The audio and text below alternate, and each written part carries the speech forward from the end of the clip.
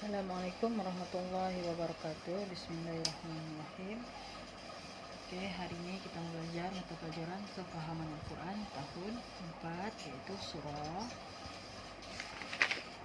Al-Ma'un. Oke, mari kita baca maksud ayat. Yang pertama, maksud ayat surah Al-Ma'un. Tahukah kamu orang yang mendustakan agama? Ayat kedua, itulah dia orang yang menindas serta berlaku zalim kepada anak yatim. Orang yang sama agama, yaitu orang yang zalim kepada anak yatim. Ketiga, siapa yang menindaskan agama ini dan tidak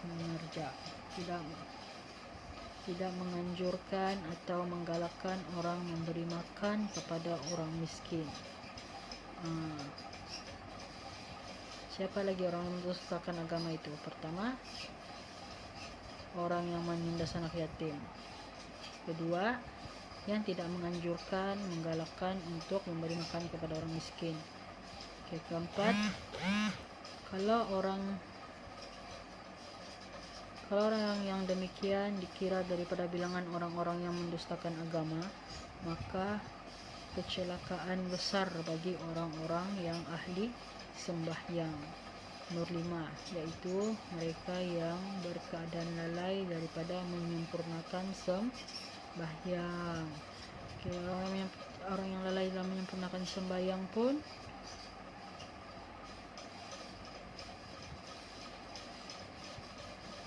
akan juga menerima kecelakaan besar bagi orang yang ahli sembahyang. Ini maksudnya, maka kecelakaan besar bagi orang yang ahli sembahyang, yaitu orang yang lalai daripada menyempurnakan sembahyang. Oke, nomor 6, orang yang ria atau menunjuk-nunjuk dalam ibadah dan tingkah lakunya. Dan nomor 7, mereka yang tidak mahu memberi pertolongan kepada orang yang memerlukan. Itu antara intisari surah Al-Ma'un. Maksud daripada surah Al-Ma'un. Oke, sekarang mari kita lihat tentang surah ini. Yang pertama, surah ini diturunkan di Mekah. Oke, surah Al-Ma'un ini diturunkan di Mekah. Kedua, surah ini mengandungi 7 ayat. Oke, nomor 3, dinamakan surah ini Al-Ma'un, yakni pertolongan, karena pada akhir surah Allah telah menjanjikan seburuk-buruk balasan kepada orang-orang yang tidak memberi pertolongan kepada orang yang berhak menerimanya. Oke, nomor 4, orang-orang yang mendustakan agama dan hari pembalasan. Pertama, orang yang menindas serta berlaku kasar kepada anak yatim. Kedua, orang yang tidak menggalakkan orang lain bersedekah kepada fakir miskin. Yang kelima, orang-orang yang ditimpa kecelakaan besar. Yang pertama, ahli solat yang lalai ketika menyempurnakan solat. Maksudnya, dia rajin sembahyang tetapi melambat-lambatkan solat, selalu solat di akhir waktu.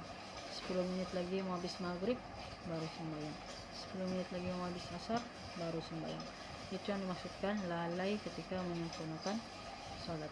Yang kedua, orang yang ria atau menunjuk-nunjuk dalam ibadah dan tingkah lakunya. Ini pun antara orang-orang yang ditimpa kecelakaan besar, maksud ayat ini. Yang ketiga, orang yang tidak mahu memberi pertolongan kepada orang yang memerlukan. Oke, pesan ustazah, kalau ada orang minta pertolongan dan kita mampu untuk menolong, kita bantulah, karena apabila kita mempermudahkan urusan orang lain, Allah pasti akan mempermudahkan urusan kita. Oke, itu saja untuk hari ini. Oke, last pengajaran. Apa pengajaran yang kita dapat daripada surah ini? Yang pertama, kita hendaklah menyayangi dan berbuat baik kepada anak yatim. Buat baik dan sayang kepada anak yatim, jangan dimarah, jangan dibenci.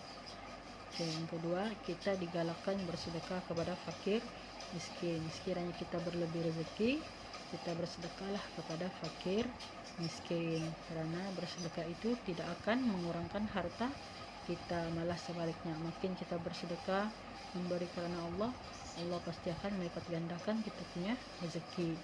Yang ketiga, kita hendaklah bersegera melakukan sholat apabila masuk waktu. Oke, apabila masuk waktu terus laksanakan sholat, jangan dilengah-lengahkan.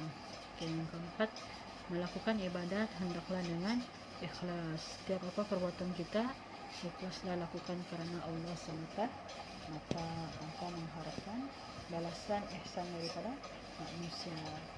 Oke, yang kelima, kita hendaklah bersedia memberi pertolongan kepada orang yang memerlukan. Oke, sekiranya jiran-jiran kita, kawan-kawan kita memerlukan pertolongan, maka hulurkanlah bantuan. Karena kita mempermudahkan urusan orang, Allah pasti akan mempermudahkan juga urusan kita. Oke, jadi tugas murid-murid, salin semula pengajaran surah Al-Ma'un ini,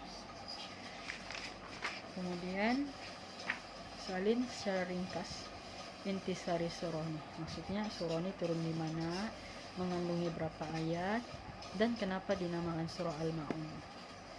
Oke, assalamualaikum warahmatullahi wabarakatuh.